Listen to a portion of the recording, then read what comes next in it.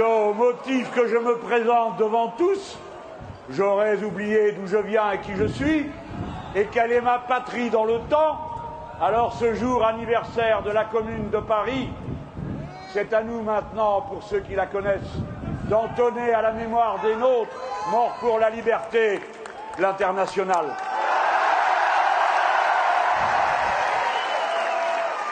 Debout les damnés de la terre, debout les...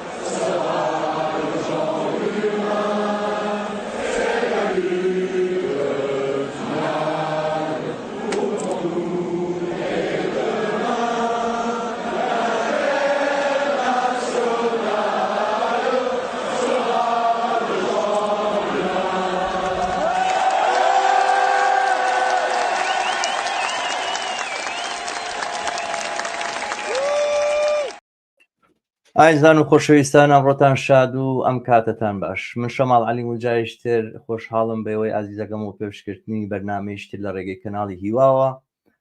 بەرنامەی ئەمڕۆمان بە هاوبەشی لەگەڵ هاوڕێم وایە دەحمەد پێشکەشەکەین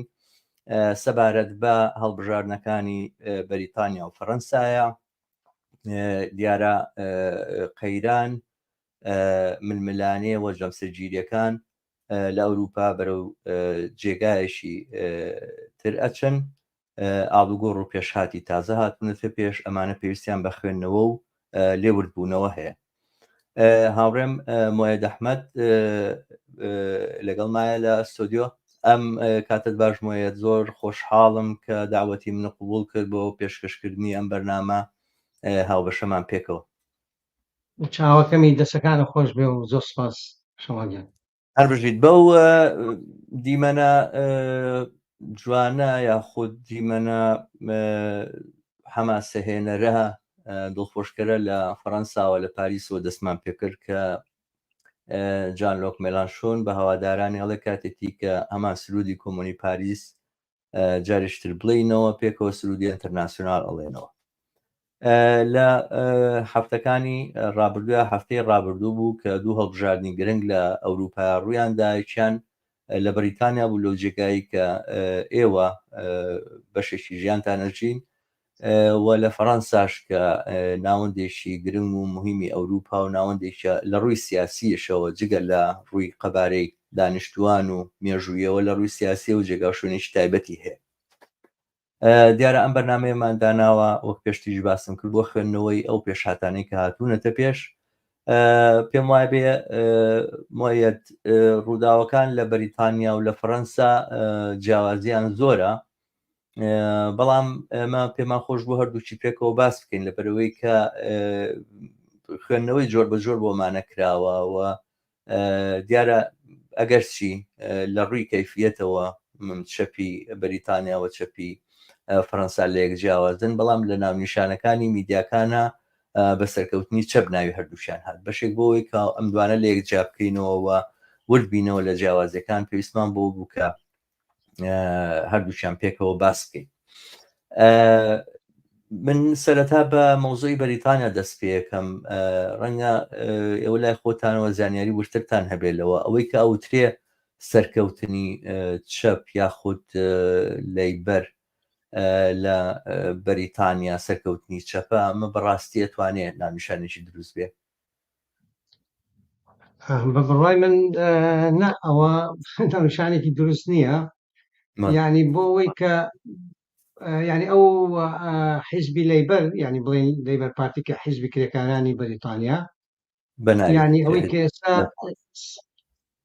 سەرۆکێتی کێر ستاما ئەوە بۆ خۆی خەتی تۆنی بلێرە و بەشی باڵی ڕاستی ناو حیزبی لەیبەرە ئەمەی کات سەر ینی ئەم ئینتیخاباتی بردوێتەوە ئەوانە بەدەر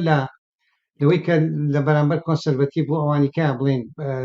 هینێکی باشێناوە عەدەدێکی زۆر باشێناوە لە کورسی پەرلەمانی بەڵام بە هیچ نوعی وەکو محتەوای سیاسی ینی ناتوانێت ئەسڵ بە چەپیشی ناوبەریت بەڵام خەتی تۆنی بلێر و من بۆی خەتی تۆنی بلێر کە زۆر وازەح بێ ینی تاچر لە ئاخر ینی ساڵەکانی دواترە لیان پرسیوە گەورەترین ئینجازت ینی دەستکەوتی لە ژیانە چی بووە ئەڵێ کە توانیمە تۆنی بلێر و نیو لەیبەر دروستکەم نیو لەیبەر یانی ئەم خەتەی کە لەباری ئابووری و لەباری ینی بڵین ئایدۆلۆجی و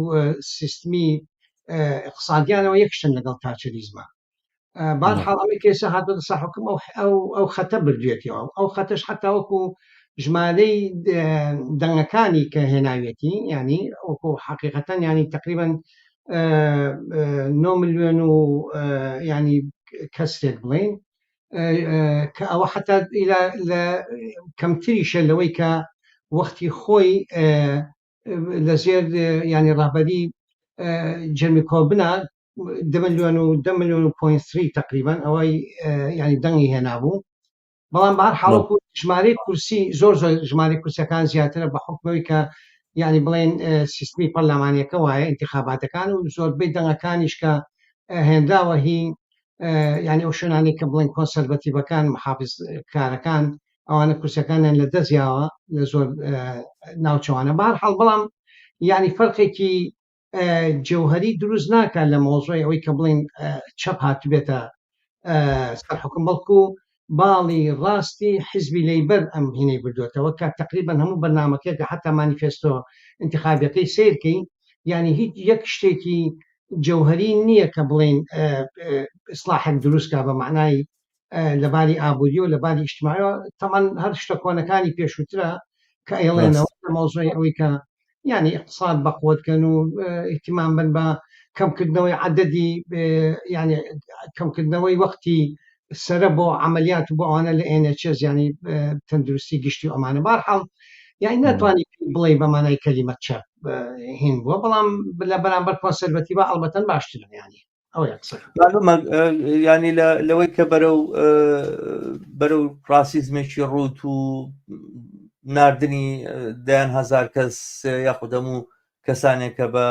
گوای بە قاچاق دێنە ناو بەریتانیاوە بەرەو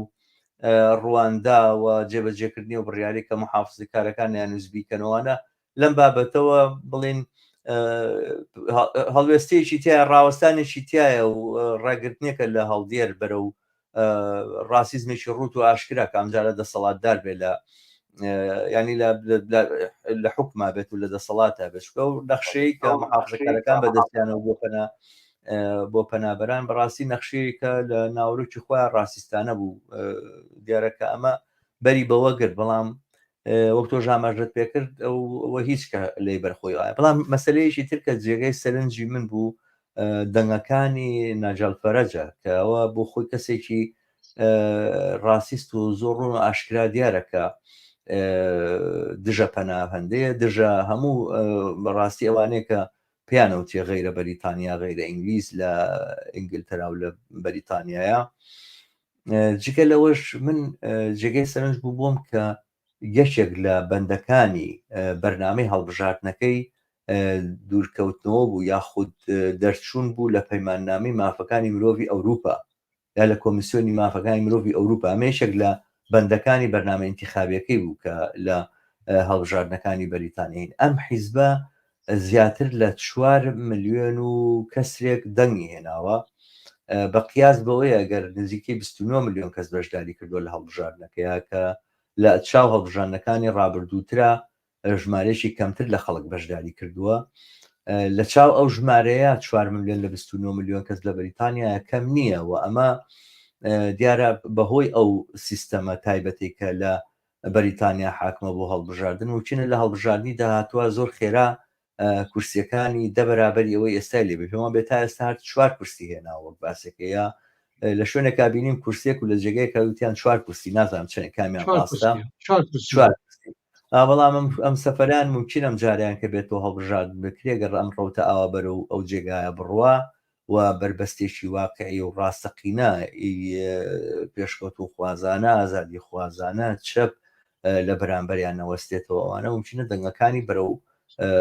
سەرەوە بچێەوە ئینقلابێک لەم هەڵبژاردنە بەگشتی ڕووبە بڕای تۆوانە ئەوە یانی ئەوەی کە چەند بڵێن نایجل فەرەج و حیزبەکەی ناوی UK ریفۆرم ینی ئیسلاحی بەریتانیا بڵێن حیزبەکەی بۆ ناوەیە ینی ئەوەی کە چەند ئەو بتوانێ ینی بڵێن کۆنتترۆل بکە و سەیتەرە بکە ئەوە ینی ئەتیمان دەکاتە سەر زۆر شت ناتوانانی بڵێن بۆ ئیتیجای ڕایەکە یەک دوو شتێ زۆرە بێ وەری گرین بە نەزەری اعتیبار بۆ ینی سیستمی ینی پارتەکان لە بەریتانیا خۆی تا ئێستا بڵێن پێڵە سیستمی دوو حیزبی کە حیزبی کۆنسەرڤەتیڤ و حیزبی ینی حیزبی لەیبەر ئەم دوو حیزبە ینی تر بۆ چەندین عقودە ینی چەندین دەیەکە هەر ئاوەها ینی سیستمی دوو حیزبیە و لە بین نیشانە حیزبێکی کە هەیە بۆ تا ئێستا کە پێڵن لەیبەر دیموکرات ئەوە یعنی حیزبێکی وەکو چۆن بڵێ بیناوبینە لە بینی هەردووکیانە اینجا ئێستا ئەوەی کە ئەم زاهیرەی کە ڕوویاوە لەم فتەیە طبعاً ئەزمەیەکی سیاسی عام هەیە ئەزمەیەکی اجتماعیش هەیە خۆی بە مانایەک مۆزۆی تۆ ینی ئەزمە اجتماعەکە مەسەرەن پێڵەن مۆزۆی ئەزمەی ژیان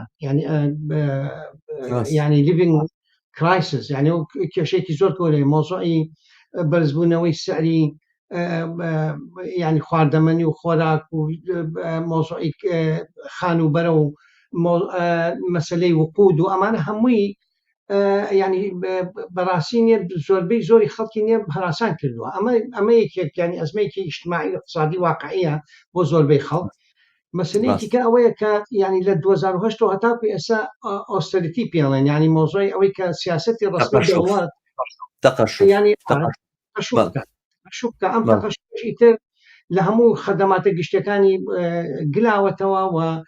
ینی ڕۆژ بە ڕۆژم شتانە نابە اینجا دوو نقطەیەکی کە هەرە ئەساسی ینی بەریتانیەکێک لەو دەستکەوتە مهمانەی کە لە ئەتوان بڵم لە عالەمی شایانی کە هەی بۆ بەرەی خەڵکی کرێکار و زەحمەتکێش و حتا بەرەی سۆشیالیستی ئەوەی سیستمی NHS بووە ینی تەندروستی گشتی وڵات تەندروستی بەڕاستیم سیستمە لە 1970 ینی خەتۆ بە خەتۆ بە شێوەیەکی زۆر زۆر مخەتەت لە عهدی تاچەرەوە کە خۆش هاتۆتە سەر حوکم ینی ئەمە بنکەنەکەن ینی ئەمە ئەیانوێت تێکەن ئەم سیستمە نەمێن ئەم سترەکچەری تێکەن و ئیسەشت بەردەوامە و ئەمەی یەکێک لە ینی یەکێک لەو لایەنە کۆنەپەرستانی کە لە مەسلەی ینی حتا ئەم هینەی لەیبەرا هەیە هیچ بەرنامەیەکی ئەو نییە کە ئەمە عکس کاتەوە ینی ئەم هجوومەتی لای بۆ مۆزۆی خەدەمات عینەش اینجا کێشەیە ینی کێشەیەکی اجتماعی هەیە اینجا هەمان کاتیشە حیزبی کۆنسەرڤەتیڤ ینی حیزبی محافظین لەم ئەزمە عامەی کە بڵێن سەرمایەداری تووشی بووە و لەمەی کە نیۆلیبرالیزم و مەشروعی نیۆلیبرالی بووە بە ینی ئەساس ینی ئەساسی اقتصادی و خطەی اقتصادی و منهەجیان هەر ئەمەیە ئەمە ئەم ئەزمە اجتماعی دروست کردووە ئەم ئەزمە اجتماعی دوو جیهات هاتوتە پێشەوە بۆی کە بیقۆزێتەوە یەکێکیانەوەیە کە حیزبی عومالە بەم شکڵەیەکی کشانەوەی جەماعەتی نایجل فەرەج و ینی بڵێن ڕاسیستەکانە ڕاسیستەکان ینی بەنەوعێک ینی ئەیانوە طبقەی تەمەن مەسەلەکەش لەسەر چینی کرێکارەوە حەقەت ینی چەنە تۆ لە بەشێک لە چینی کرێکار ڕاکێشی بۆ سیاسەتی خۆت ئەوەی کە زۆر زۆر گرنگە ئەم لەم فتەی ئەخیرە لەم انتخاباتەیە ینی حیزبی کۆنسەرڤەتیڤ ینی ئەو سیستمی دوو حیزبێ ئیلا حەدی ماتوانانی بڵێ ینی وەکو چۆن بڵێ تێک نەچوە بە تەواوی چکە فەرقەکە وەکو فەڕەنسا نییە دواترینە سەری بەڵام کۆنسەرڤەتیڤ زەڵبەیەکی زۆر زۆر گەورەی خوارد ینی تقریباً لە عەدەدێکی زۆر لە کورسی هاتۆتە سەر 100 چەند کورسیەک جا ئەمە تقریباً وەکو بڵێ مەشروعی کۆنسەرڤەتیڤی تووشی لە دڵی ئەم ئەزمە ئیجتیماعی و سیاسی و بنبەستەی کە کۆمەڵگەی ینی بەعام غەرب تووشی بووە بیمافیا بەریتانیا یعنی ئەم سێرەکە حیزبی کۆنسەرڤەتیڤ ئیلا حەدی ما دیسئینتیگرەیت ینی هین بووە ینی چۆن بڵێ هەڵوەشاوە بەمانایە بەڵام هەرچەند قاعدەی ئیجتیماعیەکەی قویە لە بەریتانیا قەت ناتوانێەوە بڵێ کە کۆنسەرڤەتیزم ینی بڵێن محافظکاری لە سیاستان لە حیزبە ئەچێتە دواوە بەڵام ئێستا جێگەی خۆیاوە لەم انتخاباتە بەواقعی ئیسپاتی کرد جێگەی خۆیاوە بەم دوو جیهەتە بە تایبەتی جەماعەتی نایجەل فەرەج ڕاستێکی ڕاستڕە و نیۆفاشیستن و حیزبمالیش چەندی بۆ هێنابێ بردوێتی لە زم نیشاناتە من لیبرال دیموکراتیش ئیلا حەدیما ئەویش سەرکەلەیەکی دەرهێناوە یعنی نەوە ئێلا ینی پرژوبڵاوی و تەشەتود لە نظامی سیاسی ینی پەرلەمانیە دروست بووە لە بەریتانیاەوە ئێستا ئەوەی کە یەکێک لە شتە گرنگەکان بەنسبەت لەیبەرەوە حتا فەرقەکەشی لەگەڵ فەڕەنسا ئەوەیە کە لەیبەر ئەتوانێت بە احتیادی ئەکسەرەتی هێناوە زۆربەی دەنگەکانی هێناوە حکومەت دروستەکە و ئەو مەشروعی خۆی تەنفیزەکە وەکوتم مەشروعەکەی خۆی من نامێ بڵێم هیچ هەر شتێکی تیانێ بەڵام بەگشتی لەسەر ئەو خەتی تۆنی بلێرەیە وە شتێکی جەزری حەل ناکە مەوزوعی سەح حەل ناکە مۆزوعی ینی ئەزمەی ژیان ینی کە پێڵەن ئەزمەی ژیان حەل ناکە مەسائلێکی زۆر ئەساسی مۆزوعی ئەوەی کە مووقیفی هەبێ بەرامبەر مەسەلەی حرب لە غەزە ئۆکرانیا ئەمانە هیچی وەکو سیاسەتی خارجیش هەمووی لە شوێنی خۆیانەتی جا ئەمە بەڵام لە هەمان کاتە ینی وەکو کۆنسەرڤەتیڤ نیە بە کۆنسەرڤەتیڤ ینی مەشاریعی زۆر خراپترێکی بەدەستەوە بوو و تەمان وەکو هینیش نییە نایجەل فەرەجیش نییە ئەکید وەکو سەدێکی ژوایە بەرامبەر نایجەل فەرەج و حیزبی نیۆفاشیستی بەریتانی ڕاستە بەڵام بەرحاڵ ئێمە بەم پێشەکی و بەم باسە کورتەوە لەسەر بەریتانیا ئەچینە سەر مۆزۆی فەڕەنسا وەڵام دواتر پێما بێ مەسلەیەکم دوانە پێکەوە گرێداتەوە هەر ئەو ئاماژەیە کە تۆ کردە بۆ ئەو قەیرانە گەورەیە وە بۆ ئەو ململانەی کە دروست بووە و جەمسەرگیریە کە پێک هاتووە ئەمەی کە تۆ ئێستا باست کردمە جەمسەرگیریە لە بەریتانیا ینی ئەو چۆن بڵێن ئەو فەزاعامەی کە لە ڕابردووە هەبوو ئەو باڵا دەستەی کە تێڕوانی و تێگەشتنی نیۆلیبرالیزم لە بەریتانیا هەیبووە ئەوە تێکشکاوە ئەمڕۆ جێگەی خۆی داوە بەوە کە خەڵک بۆ ئالتەرناتیڤ و بەدی لەگەڕێ دۆخێکی تایبەت هاتوۆتە پێشەوە بەهۆی انتخاباتەکەەوە ئەم جەمسەرگیریە لە بەریتانیا زۆر تەواو دەرنەکەوتەوە بەڵام ئەوەی کە بینیمان لە فەڕەنسایە لە فەڕەنسا زۆر بە بەرجەستەی ئەم جەمسەرگیریە ئەبینین زۆر بە ڕۆشنی دەرکەوت ئەم جارە و ئەو بەڕاستی ئەو سەرکەوتنش کە چەپەکان کە ناوکۆکەی ئەم چەپەش ناوکۆکەی ئەم بەرەی چەپە کە بەرەی نوێی گەلە هێزێکە بە ناوی فەڕەنسای سەربەرز یاخود فەڕەنسایی نەبەزی و کە ئەم هێزە بە هێزێکی چەپی ڕادیکاڵ ناوبرێ لەوێ ئەبینین کە ئەو جەمسەرگیریە زۆر بە بەرجەستەیی دیارە لەلایەک حیزبی ڕاستڕەوەکەی و ئەو حیزبە کە هەتا جزورێکی نازیستی هەیە یعنی ئەمانەی کە ئەم حیزبیان پێکێناوە کە بڵێن ماری لۆپێن کە بڵێن جان ماری لۆپێن کە سەرەتا ئەم حیزبی پێکێناوەوانە ئەم حیزبە لە پاژماوەکانی نازیستەکانی فەڕەنسا لە دوای حەربی عالەمی دووەمەوە لەوانە پێکات و تەنانەت زۆر پەیامێکی ئاشکرای هەبوو بە دژی بۆ نمونە زۆرێک گەڵێن لەگەڵ کێشەی فەڵەستینا دۆستایەتی هەیە وەڵام مەسەلەکەی ئەوە بووە لە ڕقی جوولەکەکان بۆ گوایە جوولەکەی وەکو چۆن نازیەکان جوولەکان بە موسەبیبی هەموو کێشەکانی دنیازانی ئەوانی ژوا بوون لە سەرەتایە بەرحاڵ ئەم هێزە لەو ئەو هێزە ڕاستڕەوەی فەڕەنسا کە جاران زۆر بە دەگمە نەیتوانی دەرکەوێت و بەرجەستە بێتەوەوانە یەکێک لە هەڵبژاردنەکانە کە کەمێک دەرکەوتوانە بوو بە وەزعێکی زۆر زۆر تایبەت و بڵێن ئێمەرجەنسی لە فەڕەنسایە بەڵام ئێستا هەستەکەی بە جۆرێک لە جۆرەکان خەریکە لە فەزای گشتی فەڕەنسایە مەقبولیت پیاکە دەنگێکی زۆری هێنا و ترس و مەترسیەوە هەبوو کە تەنانەت بتوانێت ئەغلبێتی پەرلەمانی بێنێ ئەگەر چەپەکان و جەبهەی ئەوەی پێوترێ کۆماری خواست بە گشتی کە دیفاع لە بڵین پێوانەکان و ئەو قیەمە جمهوری و قیمەکانی حقوقی ئینسانەکەن یا مافەکانی مرۆڤەکەن لە فەڕەنسا گەرم بەرەیە پێک نەهاتەیە کە دیارە هێزی ئەستیش لەم بەرەیە هەر شەپەکان بوون کە وەختێک گەڵێن بەرەی نوێی گەل لە کۆمەڵێک هێز پێک هاتوون کە بەشیشان هەر وەکو لەیبەرەکەی بەریتانیاوان بەڵام بەشێک چەپی ڕادیکالی تایە کە وەکو جان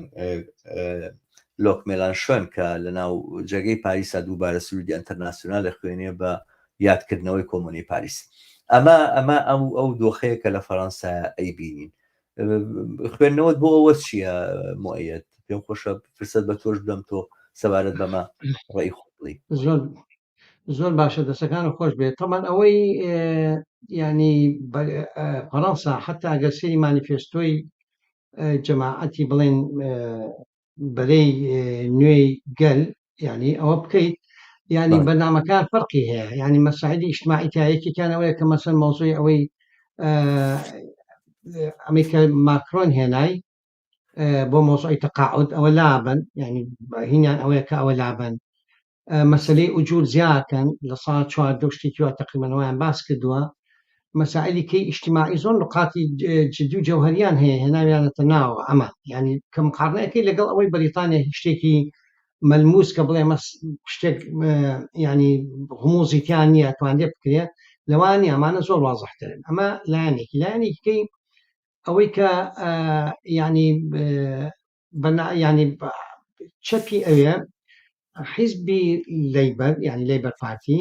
تقریبا کوتلەیەکی زۆر یەکگرتووە کوتلەیەکی گەورەیە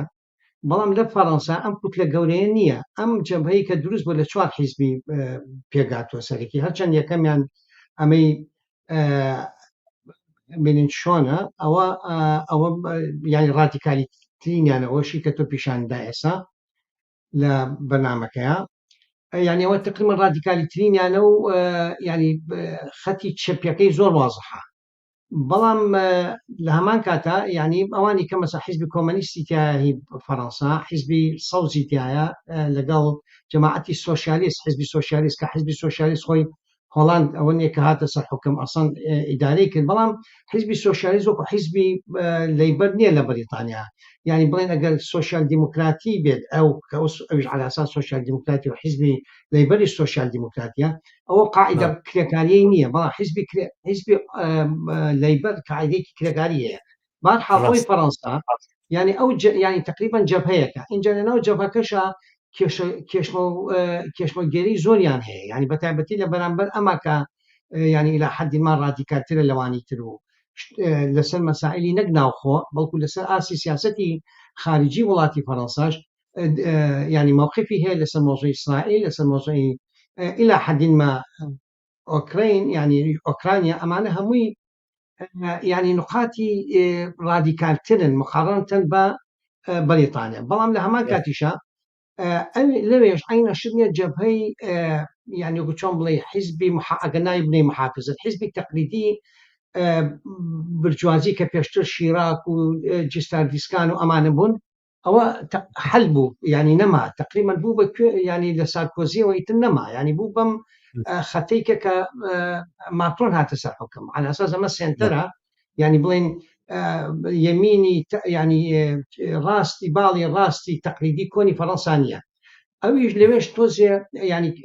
كشيء جايبه موضوع ويك شون تشتتي كدوا يعني حزب التقليدي يعني بلان ماكرونيش كإسا أو دوري بيني لم فتاني فيشوا أميش يستوجي أزمة بوا أميش تمس بوبا دوهم يعني بوبا دوهم ونيا لصوتك أنا يعني سهم بو بوبا دوهم ماكرون بوبا دوهم بوبا دوهم لصوتك أنا يعني أميش توشي أزمة بوبا راسي يعني هين بو تشتتي كدوا أو كامنتوا مشكلة كلا وايك أما تشن أم تشابيك بم شكلا يسوكو انتخاباتي برلماني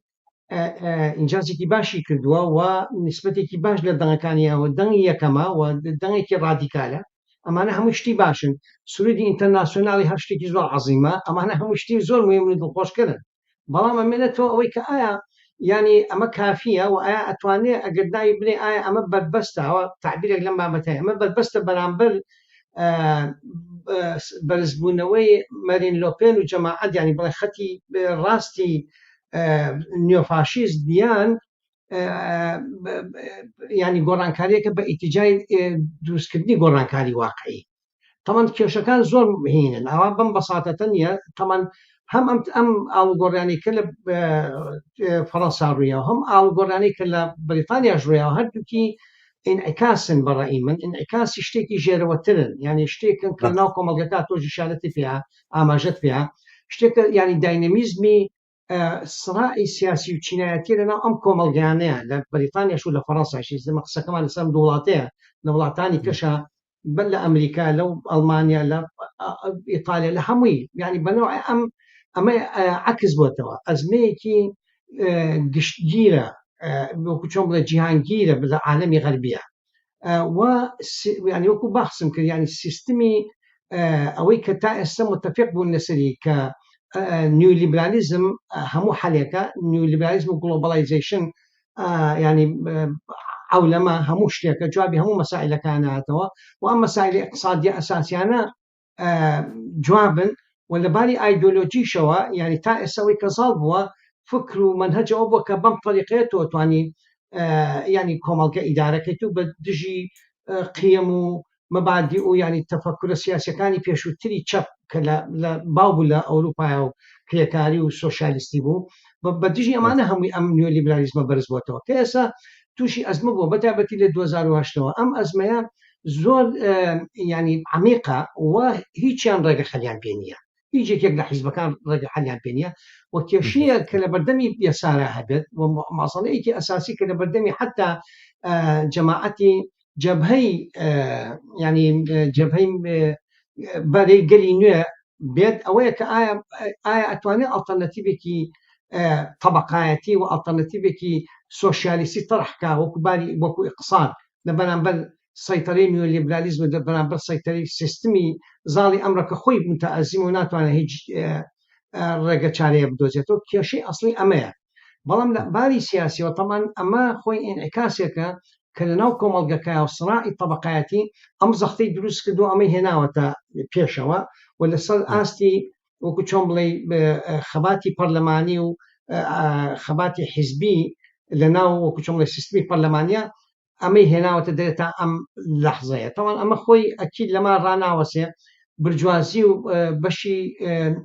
دش بە چەپ و دش بەم هێزە خۆی کۆکاتەوە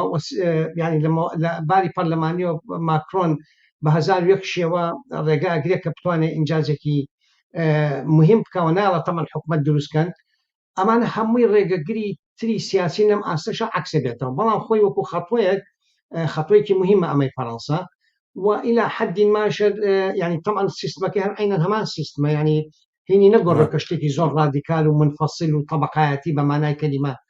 طرح كان زياتيش طبعا هذه أوجه زانين هذه من شون لنا جنجايا يعني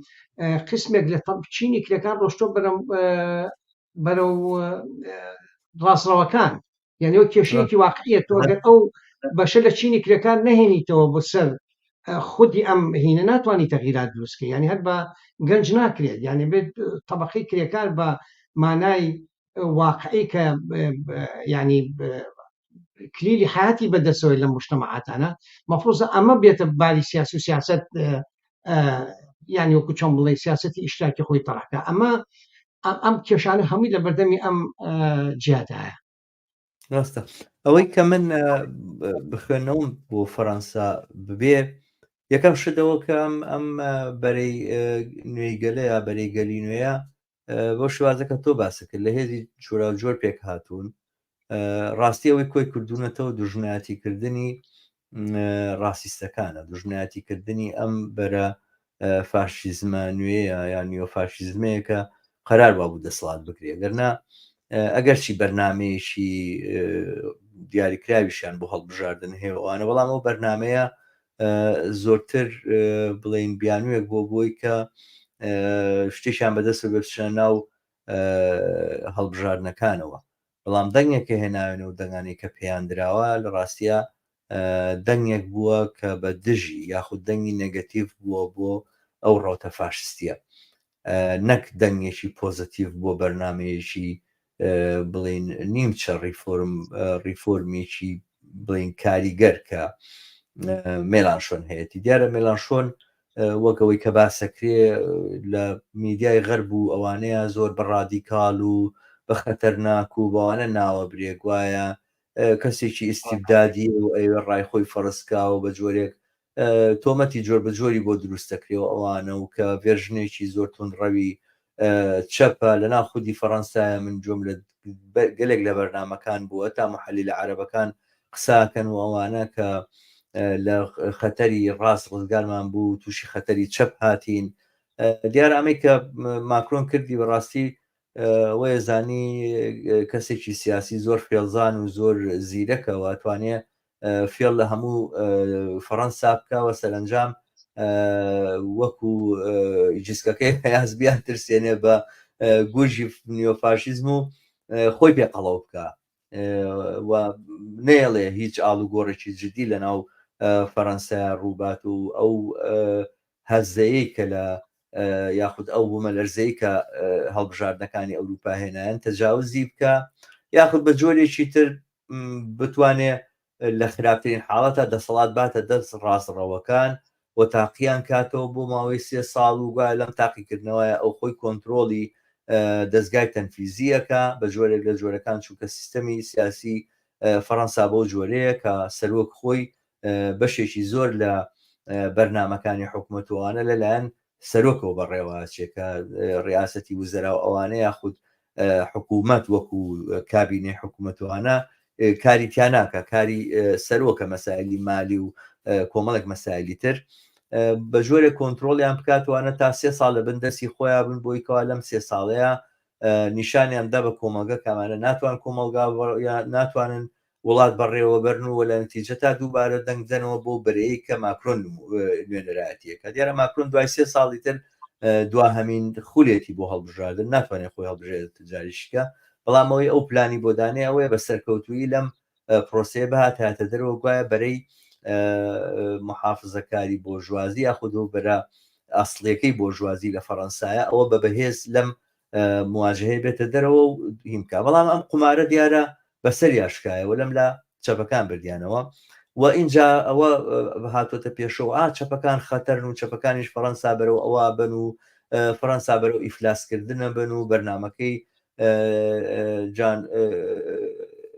مێلانشۆن پارەیەکی زۆر ئەبێ 130 و ئەوە ملیار یۆرۆیە سەرف بکەین وەختی ئەوەیە کە قەرزەکانمان بۆ ئیتحادی ئەوروپا بینەوە ئیتحادی ئەوروپا داوای قەرزەکانی خۆیە کاتەوە وێت جەدوەلی قەرزەکانمان لێداوە بکە و لەم دۆخەیە ئەمە فەڕەنسا تووشی ئیفلاسەکە بە جۆرە لە جۆرەکان خەریکن کۆمەلگا بەم بڵین پروپاگەندانە ترسێنن لە حاڵێکە مێلانشۆن نەخشەی بۆ ئەوە کە چۆنە پارانە پیاکەوەشی داناوە دەوڵەمەانەی کە سەروەت و سامانێکی زۆر پێکەوانێنوانە باجی گەوریان و قورسیانەکەین لەسەر ئەو باژە لە سەرشانی کارگەران و خەڵکی دەستکورتووانە لا ئەبین ئەو قورسایی لە سەرشانیەوان لا بین و قورسایی گرانی کە کەوتۆتە سەرشانی خێزان هەژارەکە نەخینە سەر دەوڵەمەنەکان هەر دەوڵەمەنێکیش بێوێ سەرمایەکەی بێتە دەرەوەی فەڕەنسا ئەوە تا نیسبەتێکی زۆر گەورە باجی لێوەرەگرین با بڕابتوانە سەرمایەکەی باتە دەرەوەی فەڕەنسا گە دەتوانێت و بەرحاڵ بە جۆرێ لە جۆرەکان هەنگاوی بەرەو تەمینکردن و بەرەو دەوڵەتیکردنی بەشێکیش لە کەرتەکانتیایە ئەم بەرنامەی ئەو بەرحاڵ مەبەستمەوەیە کە نەخشەی هەیە بۆی کەوا چۆن جوابی ئەم کێشە اقتصادیانە باتەوە دەرکێشانی فەڕەنسا لەم مواجهەکردنە لە ئۆکرانیایە و لەم شەڕەکە لە بینی ناتۆ لە بینی رووسیا ڕوویداوەیەشێکە لە بەندەکانی تر کە خەرجێکی زۆری لە سەرشانی خەڵکی فەڕەنسا داناوە ئەوانە بێژگەلەوە ینی هەموو ئەمانەی ئەتوانێت بەڵام لەگەڵەوەیە بە مەترسی و بە ترسێکی زۆر زۆرگە بەڵام بۆ من تۆ معلومەکە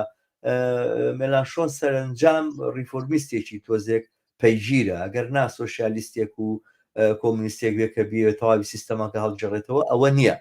ئەوەی کە لە بینی فەڕەنسا و لەگەڵ بەریتانیا و لەگەڵ زۆر شوێنی تری دنیاە ئێستا مشتەرەکە و من پێم خۆشە لێرە بە دواوە بچینە سەر ئەم خاڵە دیاریکراوە و لەسەر ئەمە قسە بکەین و ئەو مەترسیە گەورەیە باز لێ بکەین ئەویش زیندووبوونەوە یاخود هەڵکشان و یا تەشەنەکردنی هێزە ڕاستڕەوەکانی دنیاە، هێزە نیۆفاشیستەکانی دنیاە. ئەنی ئەمڕۆ دوێنێ ئێمە خەبەرمان بۆ هەواڵی ئەو هەوڵەمان بیستکە بۆ پەلامار بۆ سەر ترامپ دراوە کە ئەوەی باسێکن ئەوەیە ئەمە تقریبەن بڵێن بلیتێک بوو بۆی دەرچوو بۆ ئەوەی کەوا سەرۆکاتی بباتەوە. ترامپ بەبێتە گەورەترین سەرۆکی گەورەترین بەو بەرنامە نیۆفاشیستە و بەرنامە ئیستیبدادیەوە کە هەیەی بەو هەوڵە بۆ وەلانانی هەموو بربەستەکان لە بەردەم دەسەڵاتی ئۆلیگارشی و دەسەڵاتی بڵین دام و دەستگا مالیە گەورەکانە کە هەیەی. هندستان لە ژێر دەستی فاشزمایە، بەشیکی زۆر وڵاتەکانی ئەمریکای لاتین، بەرازیل بەخنەخن لە ژێردەستی فاشیزم دەرچووە، کەس نازانێت کە گەڕێتەوە ژێردەستی ومچینەم هەڵبژاردننی داهاتوو دووبارە ئەوان بیبەنەوە. ئەرجەنتین کەسێک هاتۆتە سەر حکومتیایە، نازانتەوە دیستووە یان مؤەیەد، کەسێکی ئەمەنە دواکەوتووە، قسەی کردووە لە شوێنێکا تەسریحی یا و توێتی من هەرچیەک بڕیارێک ئەم لە پێشە مەشورەت بە چوار ڕۆڵەکەی خۆمەکەم کە لێشێ پرسن چوار ڕۆڵەکەی چێ 4 سەگە کە خۆی تەبەنی کردوون. ئەڵێ یەکێک لەو سەگانە پەیوەندی من لەگەڵ خوایە لە ڕێگای ئەو سەگەوەیە. ینی تەسەور کە وڵاتێکی ئاو مهمی وەکو ئەرژەنتین لە ئەمریکای لاتینە کەسێکی لەم بابەتە حکومێکە. تۆ بێوەرەوە بۆ ڕۆژهەڵاتی ناوەڕاست ئێمە ئێرانمان هەیە، تورکیامان هەیە، ئیسرائیلمان هەیە، ئەم هەموو دەوڵەتە ئیستیبدادی عەرەبیەمان هەیە، سعودی عەرەبستانی سعودیمان هەیە کە کەسێکی مستەبید و فاشست حکومیتیاکە و هەموو ئەمانە دەمجەبێتەوە لەگەڵ پۆتیناوە لەگەڵ ئەو هێزەیە کە لە ئەوروپایە لەسەر هەڵدان و فراوان بوونەوەیە. ئەنی ئێمە لە ڕاستیا بەرەو قۆناغێکی نوێ لە سیاسەتی دنیا ئەچین و ئەم قۆناغە نوێیە مەترسی زۆر زۆر گەورەی لەگەڵ خۆیان هەڵگرتووە و ئەوەشی کە باسەکرێ ئێمە چەپەکان توانیان بربەز لە بەردەمی ڕاستەکان و لە بەردەمی نیۆفاشیستەکانە لە بەریتانیا و فەڕەنسا دروست بکەن و ئەمانە بە بڕوای من حەقیقەتی زۆرتیانە جێگای خۆیەتی کە دڵخۆش بین بە سرودی ئینتەرناسیۆنال کە لە پاریس وتراوە. بەڵام فاشیزمێک ئەمڕۆ لە ئیتالیا حکومەکە، نیۆفاشیزمێ لە ئیتالیا حکومەکە، لە مێجەر حکومەکە، لە پۆڵۆنیا حکومەکە دەسەڵاتیان بەدەستەوەیە. زۆر زۆر سادەیە کە سبەینێ لە فەڕەنساش و یاخود لە نەمسا دیارە بە جۆرێک حکومەکە زۆر سادەیە سبەینێ لە فەڕەنساش و لە ئەڵمانیاش بێتە سەرکار. لەم هەڵبژاردننی ئەوروپا بیماکە حیزبی نیۆنازیستی ئەڵمانیا یەکەمین حیزبی هەڵبژاردەکان دەرچوو. ئەسڵەن دوو ئەوەنەی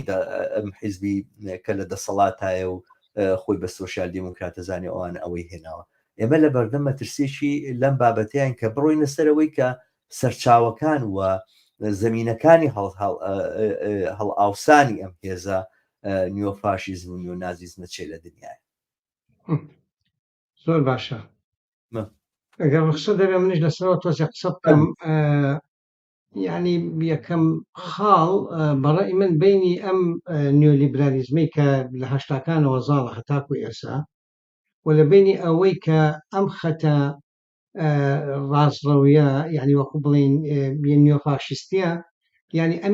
ئەویان دروستەکە ینی بە تەبیعەتی حاڵ نییە منتوجێکی ینی ناتوانانی لێ جیاگەیتەوە و ئێسش ئەمەی کە لە ئاستی تا ئێستا لە ئاسی انتخابات و مۆزۆی بەرزبوونەوەی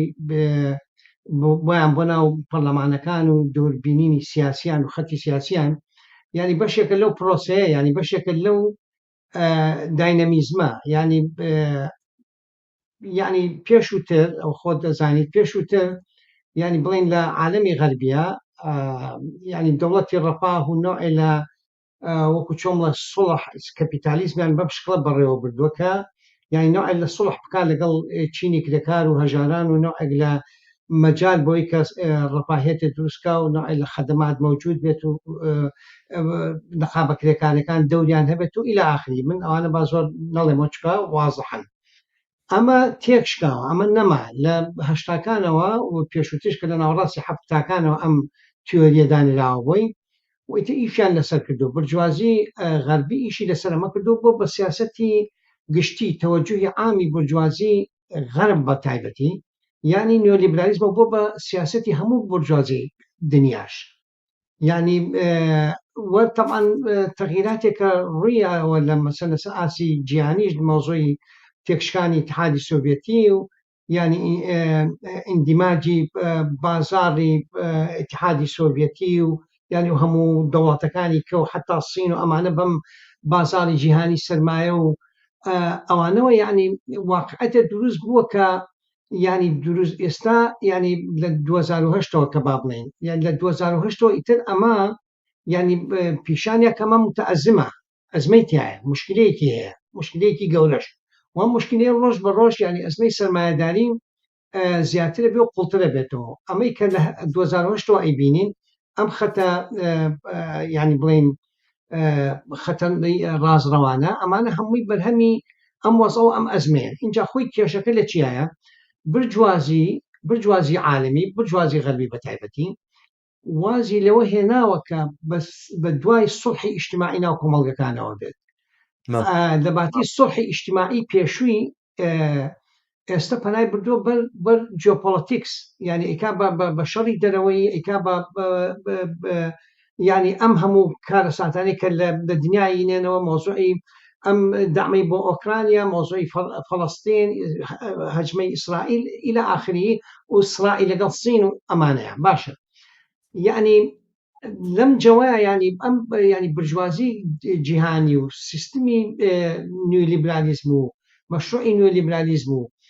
يعني السرمایه‌داری كأمر بمعنى كلمة بمشي إيجاكا بطبيعة حال أمد زكاة لأن أخوي ولا كان أمد زكاة يعني أم أزميكا لآسي دروا أي بينيتهم أزميكا لآسي نوا أي بيني يكشتن يكتك بني يجاكا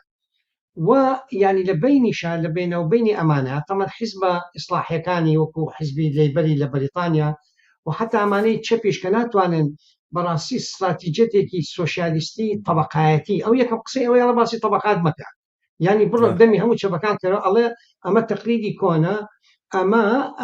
أما تقليدي كونا أما يعني بسرتشوا وتو أبي جاري مجموعاتي كهن يعني خلقي كم مشاكلي كي هي بتو أمانة تعبير يبكي وأبي أم جاب بوبوليسيت روسكي ك يعني ماني فرنسا نموني برجسي أو تعبير لو بوبوليزم شعبية ما بني بوبوليزم شفي بيانا يعني يمكن لا برسالة كي ساعدة كبرز بيته تو يعني يعني تو خطي اقتصادي بينية برامبر أو كبرجوازية وضعي دروس كدوا يعني خودی رازنەوی لە ئەوروپا و لە ئەمریکا و لە هەموو شوێنەکانیکە بەرهەمێکی واقعی 40 ساڵ لە نیۆلیبرالیزمە بەرهەمێکی طبیعی 40 ساڵ لە مۆزۆی ئەم ینی کۆتاکردنی دەوڵەت لە هەر خالێتێکی بۆ ئەوی کە کۆنتڕۆڵی بازار و اقتصاد و سێرڤیس و ینی بڵێن خەدەمات تەقدیم کات یعنی سۆشیال تەقدیم کە دەوری هەبێت لەسەر ڕەپاهی ئیجتیماعیمانە هەمووی بەجێهێڵراوە أما بطبيعة الحال أم وضع زكاة إنجا ناتواني تو بيقريني تو ناتواني حلي بكي لكاتك هاتوي كخوي مسألة اقتصادية بتو جواب اقتصادي تبي بو موضع يا كم شركة يتسري على جانب باسي موضوع طبقات مكا طبقات وموضوع ستراكشر هنا كما برتسكا تو ناتواني بمجواب بيتوا باشا لكاتك كخدي مشكلة أما لكاتك خدي مشكلة سياستي نيوليبراليزم سرمایه‌داریه سياستي يعني الأصل موضوع سرمایه‌داری أو هناويتي أماني أم تشفانا هم تيوريا كان خود لو كتبشا باش تكون دوتوا يعني يكل تيوريا كان يعني أويكا يعني الله تو أبي يعني مسألة يعني الشعب برانبر إليت يعني الشعب برانبر نخبة يعني يعني وكو جماهير ككل لبرانبر نخبة باشا يعني مسألة طبقاتي مسألة جماهيرنا في ناكاتو بعكس أكثرية جماهير خواني مصلحتك أم قزراني حلبة مشكلة جزراني حلبة مشكلة حياتي حلبة أم خدماتنا بقرنا وبشوني خوي جنب قصكم تاوكم أقد بوال يعني أم هالقوة إكابتي أيكابويكا شعب يعني وكم جبهة ميليا لبرامبر إليتي لبرامبر تخميكي مالي كأمانة السيطرة كدو نيوليبراليزم هنا تخوارو بآسيوي كمجرد فاينانسي دروس كدوا بس سياستي نيوليبراليزم يعني السرمایه‌داری يعني بربستي يعني لابرني همو بربستي لبردم سرمایه‌داری وتطورية ويعني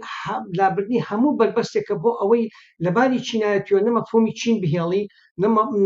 نەمەفهومی ئەوەی کە مەجای بێ خۆی ڕێخا و مەفهومی ئەوەی کە لەسەر ئەساسی ئالتەرنەتیڤی اقتصادی طبقەی کارگەر و خەڵکی زەحمەتکێش و نەدار بێتە سەر مرکزی سیاست و يعني وەکو چۆن بڵێ شانۆی سیاسی هەمووی ئەمانی لێ سەرنەوە اینجایانن بێنەوە حەلێکە مشکلەکە هاتووە سەر وجودی رازنەوی زیایی کردووە نیۆفاشیزم زیایی کردو اینجا وەرە جەبهەی چەپ دروستکەین إلى آخر يعني لتحليل أخيرا لدواشي كدنويا يعني خلانويا لحلقيك مفرغة وتاكا ريقي درچون يعني أويا يعني برزبونوي وقامت برز كدنوي يعني خودي كريكاران وزحمتكشاني همو جيهان يعني نقدر ولاتيان دولات يعني كبرانبر أم وضع رابر والترناتيفي اشتراكي والترناتيفي اقتصادي بيبت نيو ليبراليزم هەمویان متفقن لەسەری هیچ یەکێکیان زەڕێک لا ئیسا حزبی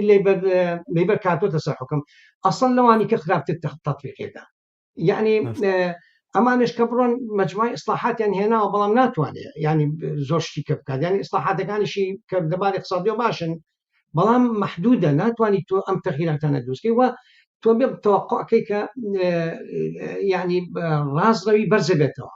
وأمي لأمريكا شيء عين شد أنت دو برجوازي حلي بينية يعني لا أقرته بو صالة كان حفتاك وقلت شو ملي تماسكي اجتماعي دروس كان ناوكم مالدكانا نعم دردي تشيروكا كي هنا أو سري هنا مدوا ونايب أو سري هنا منايبة مدوا أمي جم سري هنا ونايبة تدوا طواو يعني لنا هذا بيع وبكا وكو قسقاني جلالة فني لا تشيروكا كي مسرحي هنا مرحبا يعني أميش هاي يعني برجوازي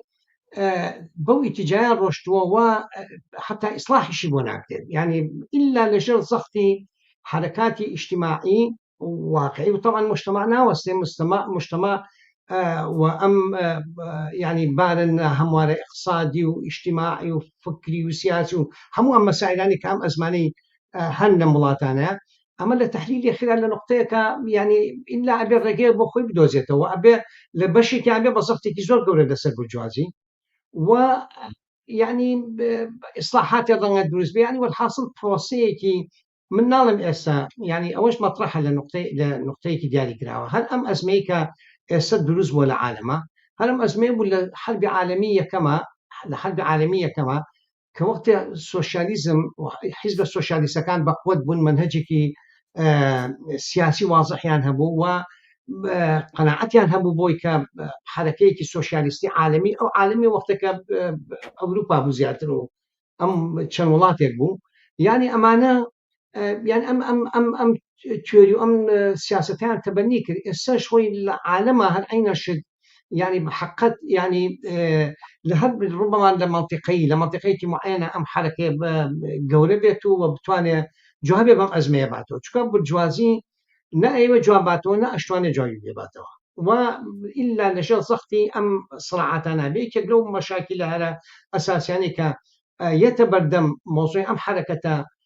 شورج جرى أو فعلا قسم الرازروي دروس بيا والرازروي أيوة أم وصاب قوزيتو وكتشون وقت خوشي هتلر وأواني ك أو وصعان قوسته عين شد أما همو هنا كان همو احتمالات كان واردا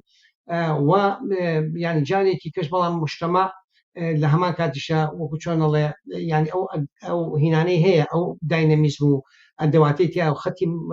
سوشياليستي وماركسيستيش لعالم براسي يعني أو نضعيف نية لنقطة كأجل بيجري لولاتك معينة سياستك سوشياليستي واضح متماسك طرح كيف بتوان الكاريجري بين الكاريجري جديد بدس بين الأسر رواندي أوصى لو حالتا أوشي كبدس هات وإسا أجر أمانة راديكال بني أنه أو ختم ماركسيستي وشورج جريكا مطرحة مثلا حتى لولاتي في فرنسا الربع بلام أمانة همي احتمالات بس زوي كم مطرح بيبلي تواو تشب رازروي السيطرة كا أوجنات واني تواو بلي وايا يعني كان مجتمعك يعني ناكو كان يزور لو زيادة ك جهتك بوش كوش أولي شو حليان بيني يعني من حەزەکەم ئەوەش بڵێم یعنی ڕازڕە و هیچ حەلێکی اقتصادی پێ نییە ئەوش نوێلیبرالە ئەوش نوێلیبرالیت تەڵحەکە و هیچ شتێکی من سەرنجێکی کە هەمە لەسەر ئەم مۆزوعە یەکەم شدەوەی ئەم ینی ڕەوتە ئەم هەڵکشانەی ڕاسیزم و ئەم فراوان بوونەوەی دەسەڵاتیان و زیادبوونی ژمارەی کورسیەکانن تەوان ئێستا ئەوە وترێت لە فەڕەنسا مەسەلەن شکستیان هێنا نەیانتوانی حکومت پێکبێنن و دروستکەن بەڵام هەر ئەو جەبهەی وەتەنیە یاخود بەرەی نیشتیمانی کە هی کچی بڵین ماری لۆپێنە کە کچی جان ماری لۆپێنەوە کە ئەوانە وتم میلادگری نازیستەکانی فەڕەنسان لە هەموو ژیانی سیاسیە ئەو حیزبە هێندەی کورسی لە پەرلەمانە نەهێناوە ئەم جارە هێناوێتی لە پەرلەمانی لە هەڵبژاردننی پەرلەمانی فەڕەنسا وە وەک حیزب نەک وەکو بەرە وەک جەبهە ئەمڕۆ ئەو یەکەم حیزبی فەڕەنسایە لە حیزبەکەی بڵین فەڕەنسای سەربەرسی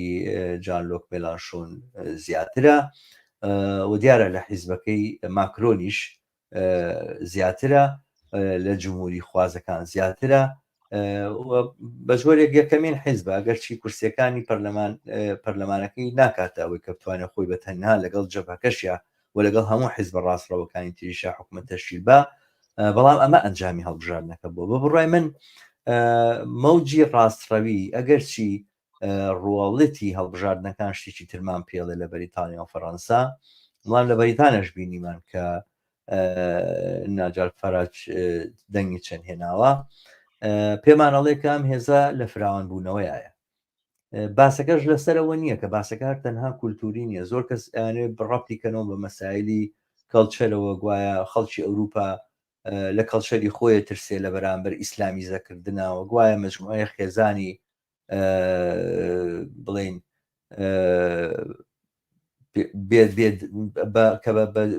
لە تەڕەکانیانەوە لە کەناری ئاوەکانی ئیتالیا و یۆنانەدا بەزن و ئەمانە قەرارە ئەمانە ئەوروپا داگیر بکەن ینی ئەم هەیولایان دروست کردووە کە گوایە مەترسیەکە لەوەیە ئەوروپا بێ بە ئیسلامی بۆ ئەم هێزانە دەرکەوتون کە تەسەورات و تێگەیشتنی زۆر ڕاستڕەوانە و نیۆفاشیستانەیە بەداخەوە بەشێکی زۆر لە کەسانێک کە متابعی ڕووداوەکانی ئەوروپاکەن لە کوردستانەکان ئەم قساناڵێن و ئێمە لە سوۆشیال میدیاوە زۆر ئەمانە بیستین خەڵکانی کە خۆشیان زۆر پێ ئالمانی و پێ دژەدین و ئەوانەیە دووبارە پەنا بەنەبەر ئەم جۆرە تێگەیشتنە لە لێکدانەوەی ئەم بارودۆخە و مشکلەکە نەک هەر ئەوە نییە کە لە ڕووی کەلتوریەوە مشکەکەوەیە ئەم نیۆفاشیزمارەوە نییە چوبێتە ناو بیر و بۆچوون و تێگەیشتن و تێگەیشتنی سیاسی خەڵکەوە لە ئەوروپا لەم بەرنامانەی کەناڵی هیوایە کە باسێک لە سەر فەڵەستین کرایشێک لە بینەرەکان کە ڕێزی زۆرم بۆی هەیە بەشداری کردوتی مشکلەی گەورەی ڕاسیزم و فاشیزم ئێستا ئەوەیە لە فەڕەنسا لە ئەوروپا چۆتە ناو فەلسەفەوە یا چۆتە ناو بواری فەیلسوفەکان و مفەکیرەکانەوە بە بڕای من زۆر جانم قسەیم لە تۆ بیستووە لە خودی خۆتم بیستەوە مۆ زاهیرە و دیاردە گرنگی زاهیرە و دیاردە میکانیزمی دووبارە بەرهەمهێنانەوەیەتی نەخودی دیار دەکات ئەنی دیاردەیەک ممکنە دەرکەوێت و ون ببێ بەڵام کاتێک کە میکانیزمی دووبارە بەرهەمهاتنەوەی ئەم دیاردەیە وجودی هەیە لە ژیانی مادیە لەوەیە کە خەتێر و مەترسێکە دەست پێکە ئەوەی من ئەیبینم میکانیزمی دووبارە بوونەوە و دووبارە فراوان بوونەوە گەورە بوونەوەی ئەو ڕاسیزمە لە دنیاە و ئەو فاشیزمە لە دنیاە فراهەم و ئامادەیە ئێستش ڕوونێکەمەوە بۆچی من وازانم ئەوروپا و دنیای غەرب لە سایەی تێکشکانی ئایدۆلۆژی نیۆلیبرالیزمە نیۆلیبرالیزم وەکو سیاسەت وەکو ئەو نەخشە سیاسیانەی کە تایبەتیکردنی دام و دەستگاکانە و دروستبوونی شەریکاتی گەورەی سەرمایهداریە و ئەوەی کە ئەوان چارەنووسی ئێمە و بازار چارەنووسی هەموو شتێک دیاری بکە ئەمانەوە کۆمەتێک نشکاوە بەڵام وەکو ئایدۆلۆژیایی کە تاشەر ئەیوت باکێکەکە گەورەتر بێتەوە ئەگەر بەشی کرێکار بچووکیش بێ لەو کێکە هێشتا باشترە لەوەی کە بەشی کرێکار گەورە بێ لە کێکێکی بچکۆلە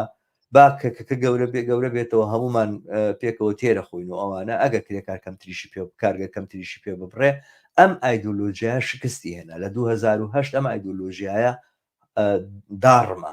و لە 2008 بەدواوە ئێمە پرۆسەی دەرکەوتنی ئەلتەرناتیوی جۆر بەجۆر بۆ سیستەما هاتوۆتە پێشەوە بەداخەوە ئەوەی کە پێ و تێپۆپۆلیزمی چە بۆ ئەم کتێبەیەکە تۆ باست کرد کە شانتال موڤ نووسیوێتی و بەشێک لێرە نووسەرێکی تریش لە سوید دووبارە کتێبێکی لەم بابەتانەی نووسیوەتەوە و ئەوەی کە لە ئەمریکا بە جۆرە لە جۆرەکان بەرنی ساندەرز ویستی بیکە ئەوەی بە جۆرێک بڵێن لای ئێوە لە جەرمی کۆربین هەوڵی دابیکە ئەوەی مێلارشۆ کردوێتی وێستە خەریکە بدرێژەی پێدا بەشێکە لەو پرۆسی کە لێرەیە باسەکرێ قسەکردن لەسەر جەبهەیەکی گەورە لە هەموو معارزەکان و ناڕازەکان لە حکمی ئۆلیگارشی و هەوڵدان بۆ ئاڵوگۆڕ پێدانی ئەم دۆخە ئەمە بەڕاستی ناتوانێت جوابی ئەم وەزعێت نەیتوانێت جوابی ئەم وەزعێتە باتەوە لەلایەکی تر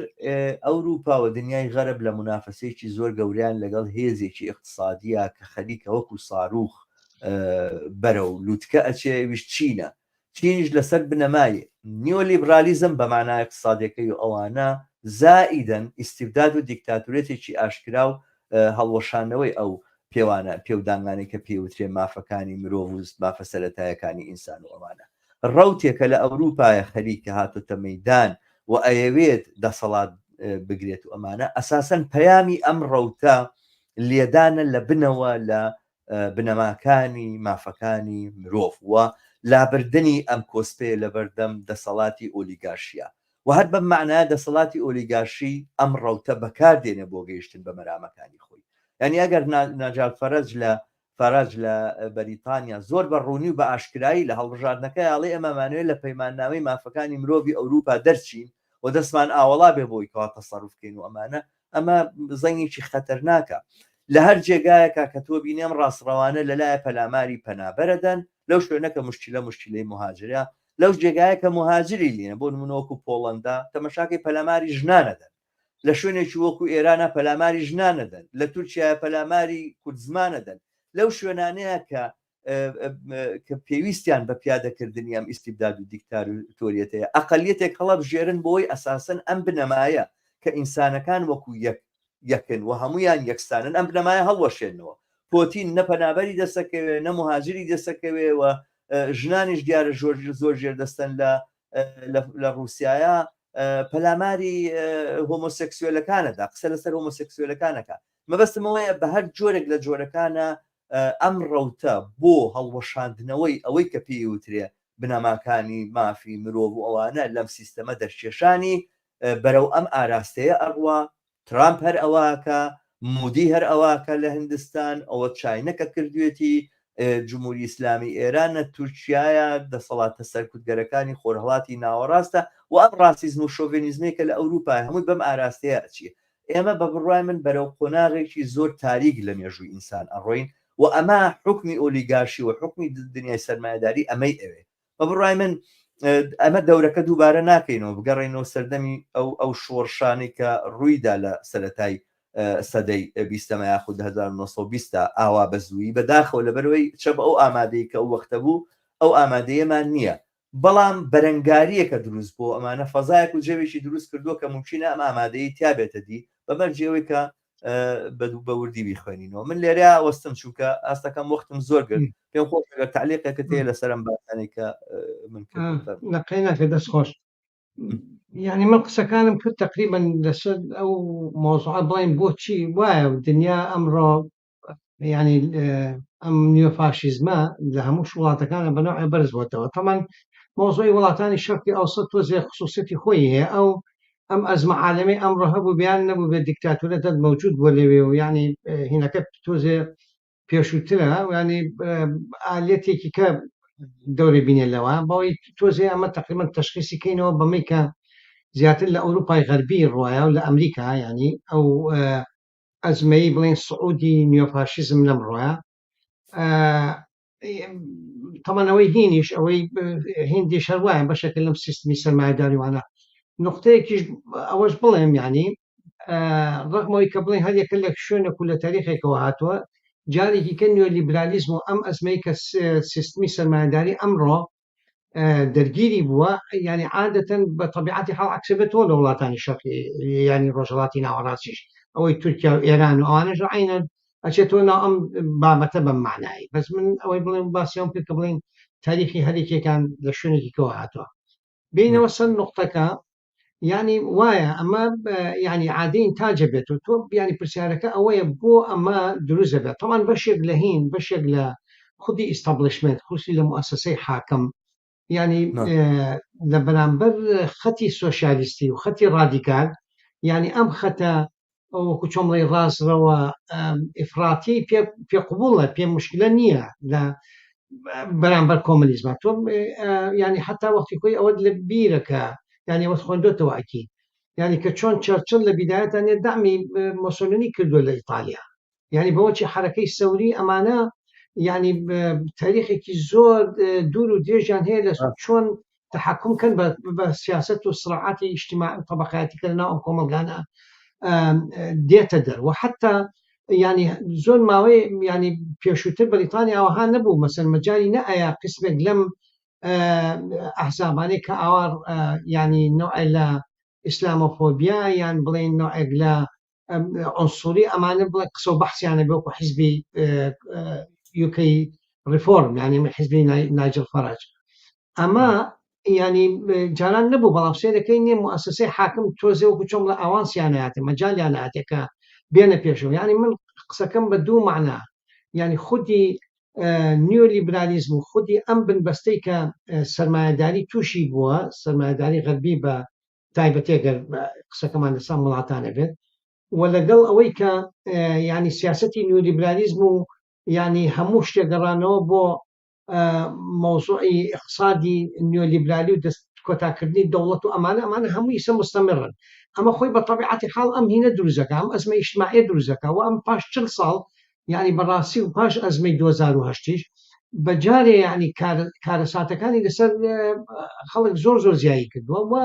لە ضمنی ئەما طبعا یەمین بەرزەبێتەوە یەمینیش لەکوێوە بەرزەبێتەوە خۆ مەسەلەکەی وەنی هەر خۆیان ڕێخەنێنن سەرۆکیانی طبقەی کرێکار و خەڵکی هەژار و فەقیر و بە ئایدۆلۆژیەکی نائینسانی و دژە ئینسانی و دژە مهاجر و دژە پەناهیندا ئەمانە بەم شێوەیە نییە ئەتوانن کاریگەری لەسەر يعني هۆش و فکری کرێکاران و خەڵکێکێک کە يعني بڵێن بەدەست ئەوەزەوە ئەناڵێنە بەجێ بێڵن من قسەکەم چی ئەوەی بڵێن ئەمە لایەنێکی کەوەیە کە تۆی بینی ئەزمەکە زۆر خانکترە وەکو بەحسم کرد پێشوتیش تۆش ئیشارەتی پێ زۆر قوڵترە يعني هەم نەک لەسەر ئاسی ناوخۆی وڵاتەکان کە بووە بە ئەزمەیەک و نەوعی لە ڕازڕەوی بەرزەبێتەوە و ڕازڕەوی وەکو تەمان بەرامبەر کۆمەنیزم و بەرامبەر خەتی سۆشیالیستی و تەقەدمی عادەتەن يعني دەورەکەی یەتە ئاراوە لە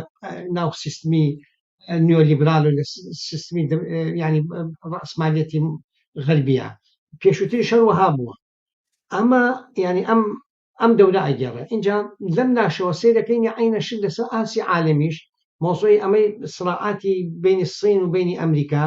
وموضوعی موقعەتی تطورێکە بەسەر خودی ڕەسمالیەتە هاتووە خەتۆ ئەوەی نقطەیەش بە ئێمە وەرگین بە نەزەری اعتیبار يعني تطورێ بەسەر سەرمایەداریە هاتووە لە تطوری تەکنۆلۆژی و ئەوانە ومە مەسلەی ئەوەی کە حتا يعني إلى حد ما ئەوروپا زۆر چۆتە دواوە يعني ئەوروپا دەرگیری بەمانای ئەزمەیەکی اقتصادی زۆر واوەترە لەوەی حتا هەر وڵاتێ بەخۆی دەرگیری بووبێ يعني لە ضمنی تطوراتی تەکنۆلۆژی کە هاتوۆتە ئاراوە مۆزوعی ئەوەی کە ئێستا ئەمریکا و الصین بە دەرەجەی ئەساسی کۆنتڕۆڵی يعني بڵێن کلاود کەپیتاڵی پێڵێن يعني ڕەسمالی کلاود يعني بڵێن ئینتەرنێت بەمانایەک لە مۆزوعی گوگل فەیسبوک هەموو ئەو مؤسساتە گەورانە عینە شخصینیش ئەوەی هەیە وبەر هین نیەتی يعني يعني بڵێن بەریتانیا ئەوانە نییە و مەسەلەی يعني ئینتاجی صناعی لە ئەوروپا چۆتە دواوە ناتوانێت بەو دەرەجەیە پێشکەوە وەکو پێشووتر و لە هەمان کاتیشا يعني حتا قسە زۆرە با ئەوانە من نەچمە ناوچکەوە بە مەسایلێکی اقتصادی لێرە یەکشت ئەداین چۆنە ئەو ئەزمە اقتصادیە ئەو ئەزمە صناعیە کە یاخود ئەو ئەزمە اقتصادیە کە ئەڵێ سەنعەت لە ئەوروپایانەماوە ئەوە زۆر دروستە باسەکە لەسەرەوەی سەنعەتەکان لێرەیە من ئێستا لەوانەیە سێ چوار مارکەی سیارۆ پێ بڵێم لە بەریتانیا کە ئێستا ئینتاجەکەی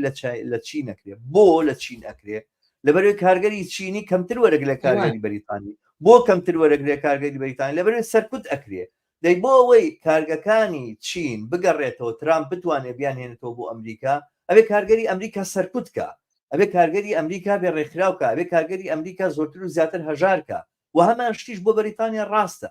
و نەجات فەرەج هاتووە ئەوێ ئەم ئیسیفادەیە ئەم ئیسیفادە ئەبزاریەی هەیە بۆ سەرمایەداری حاکم. جا ئێستا ناجات فەرەج خۆی ئەزانێ یا نازانێ ئەمە باسێکی ترە، بەڵام ئاراستەکردنی ڕەمی سەرکوت و بێمافکردن بۆ کۆچکردوان و پەنابەران ئامانج لێی پەلاماردانی تەواوی کۆمەڵگایە. ئەگەر لە ئێرانە ژنان سەرکوت ئەکرێنوانە بۆی کۆمەلگا یەخسیر کرێ، لە تورکایە کوردەکانە بەژێر دەست و پێوە بۆ ئەوەیە کە زمانی ناڕزایی لە تورکیا بەرز نەبێتەوە. لە پۆڵەندا کە نایڵن مافی مەسەرەن لەباربردن بۆ ژنان هەڵەوە شێننەوە باسەکە یەخسیرکردنی تەواوی کۆمەلگایەوە. لە فەڕەنسا و بەریتانیا و ئیسپانیا و شوێنەکانی تریش و ئەمانە هەمان شتە. یعنی باسەکە لەسەرەوەیە تەوازنێکی تەبەقی کە هەیە ئێستا و ئەو دەستکەوتانێک کە لە ڕابردووە بەدەست هاتووە بۆ چینی کارگەر و ڕەفاهەکەی خۆش گوزەرانیەکەی تەندروستیەکەی ئەمەی تر بەکاری سەرمایهداری نایە بگەڕێنەوە بۆ قەرنی 19 چۆن نەگەڕێنەوە بۆ قەرنی 19 ئەبێ ئەو فۆرمە لە داو بەرین کە ئینسانەکان یەکسان و هاوتان ئەبێ ئێمە باسی ئەساسەن مەبدەئی ئەوەی کە دروست بۆ لەسەر ئەساسی و لیبرالیزما بێ ئەمە هەڵوەشێنینەوە بەمەرجێک چوارچێوەکانی نیۆلیبرالیزم هەڵنەوەشێتەوە ئەمە بەم هێزە ئەکرێت کە هاتووە مەسەرەن لە فەڕەنسا و لە بەریتانیا و ئەوانە ئێوە بیکە طبعاً باسەکەن ئەڵێ نەچینە دەرەوەی ئەوروپاوانە بەڵام نیۆفاشیزمی ئیتالیا ببینە ئەچینە دەرەوەی ئەوروپاوە ئەکەین و لە ئەوروپادا بڕینەوەوانەیە تەنها سەر دەسەڵات ناچێتە دەرەوەی ئەوروپانە هیچ و دەسەڵات بەڕێوە بات و ڕاوابیتشی لەگەڵ ئەوروپا ڕێکوپێکە جەبهەی وەتانی لە بڵێن بەرەی نیشتیمانی یاخود گردبوونەوەی نیشتیمانی ئەو هێزە ڕاستڕەوە لە فەڕەنسادی ئەڵێ من هێزی هینی تەقاعودێک ژێڕمەوە بۆ 62 ساڵ بۆ 6 ساڵ دوایی پاش ماوەیەکە لە دەوری یەکەمان دەنگدێنەوانەڵێ نەخێر 62 ڕازی ژەبین بە 16کەش ینی مەبەستمەوەیە کە ئەمەیکە باسەکرێ لەسەر نیۆلیبرالیزم و پەلامار بۆ چینی کارگەر ئەم هێزە ڕاستڕەوە پەرگیرا و نیۆفاشیستە هیچ مشکلێکی لەگەڵ یانیە لە ڕووی اقتصادیەوە ئەوەی هەیە لە ڕووی سیاسیەوە بێ مافی بێت ئەخوە خۆشی ئەزانین چۆنە هاوڕە شەماڵ ینی شەکەمان کرد ینی ڕاستڕەو لەسەر حکومە لە ئیتالیا بەڵام هیچ سیاسەتێکی اقتصادی جیاواز لەوەی کە زاڵە هەیە نیەتی هەروەیە کە هەیە ماوە تۆ دەدی تۆڵ ئەوەی هاتوۆتەوە ینی مۆزوعی پەناهیندە و مۆزوعی ئیسلامۆفۆبیا و ئەوانە بەرزەکاتەوە ینی وەکو چۆن لایەنێکی ئایدۆلۆژیاتە بەڵام خوان وەکو ئەڵتەرنەتیڤی اقتصادی و ئیجتیماعی ئەڵتەرنەتیڤ نین بە هیچ نەوەیە دوو ڕۆژیکە لە یەکەم خەتۆی تەتەووری سڕاعی ئیجتیماعی لەناو ئەم وڵاتانە خودی چینی کرێکارە ئەو بەشێکی زۆر لەوانەیە کە بە دوایانە ڕۆشتن و کە زەرمەندن لەوە ئەوزاع ئەتوانێت بە تەبیعی نییە ڕووی وەرگێڕێت و بچێتە سەر خەتێکی کە ئەوە مەطرحیانێ بێ ئەوە لە هینەکانمانە دەرنەکەی ینی ئەوە غەڵەتە بەڕای من ینی هەڵەیەکە ینی وەکو چۆن بڵێ ینی بە یەک ئیتیجا ئەڕوا ینی کۆمەڵگە زۆر لەوە معقەتتر و بڵێن هینترە پڕکێشەدارترە لەوەی کە بڵێن خەتی یەمین بتوانێت بە مانای کەلیمە سەیطرە بکە خەتی یەمین ئینعکاسی پرۆسێسێکی ترە من ئەوە ئەمە ئەو نقطەیە ئیبراز کرد ینی بەرزبوونەوەی یەمین لە عالەمە ڕنگدانەوەی پرۆسێسێکی ترە ئەو پرۆسێسەی تر چییە کە خودی ئەزمەی سەرمایه‌داریەوە خودی ئەزمەی مەشروعی نیۆلیبرالیزم و سیاسەتی نیۆلیبرالیزمە کە هەموو بورژوازی عالەمی تەبەنی کردووە اینجا ئەمە ینی کاڵم حتا ئەو دروزەکە مرتەبیتن لێکیان جا ناکەیتەوە ئەزمەکە ئەزمەیەکی خانقە بۆ بورژوازی وطبعا ئەیباتە سەر ئەم شکڵانەی کە ئیباتە سەر مۆزوعی مافی مرۆڤ ئیباتە سەر مۆزوعی سیاسەت ئیباتە سەر مۆزوعی ئایدۆلۆژیا بەڵام لە ئەسڵا پرۆسێسێکی کە شتێکی کە لە ژێرەوە ئەمە دروزەکاتەوە ئەم ئەحزابانەیەنێتە پێشەوە حیزبە ینی بڵێن ڕازڕەوانە ئەمە لایەکی کە ئەگەر مەسەن تۆ سێریکەی سەر لە هینە لە ئەمریکا مەسەلەی ترامپ ینی ترامپ خۆی ینی ئەکسەرێتەوەی کە دەنگاتە خودی تەبەقی کارگەرە لە ئەمریکایە بەڵام وهمێکی بۆ دروست کردووە کە ئەم ئەتوانێت بەم تەریقەیە بۆ حلیکە بەڵام لە هەمان کاتە سێرەکە حەلیشی نییە حەلی اقتصادی نییە هێشتا ئەتوانم بڵێم ئەمەی جۆ بایدن مەجموعە مەشانی اقتصادی وشتیەنە تۆزە إلى حد ما دەورێکی بینی لەسەر مەوزوعی يعني بڵێن نموویەکی اقتصادی ئەمانە بەڵام لە گشتیان بنبەستەوە کە لە گشتیشان بنبەستە بۆ بە سڵاحەتی جیۆپۆلیتیکسی و جیۆاقتصادی و ئەمانە لەگەڵ سین و لەگەڵ بێژگە لە شەڕی ئۆکرانیا و ئەمانە اینجا من قسەکەم چییە ینی ئەڵێم مۆزوعی یەمین لە بەریتانیا و لە ئەوروپایە یعنی زیاتر لە ڕابطەی بە مەسلەی خودی نیۆلیبرالیزم و بەرامبەر سەرمایه‌داری ئەتوانی تۆ هینیکەی وەکو چۆن بڵێ تعریفیکەی و جوابەکەشی هەر یەسارێکە کە بتوانێ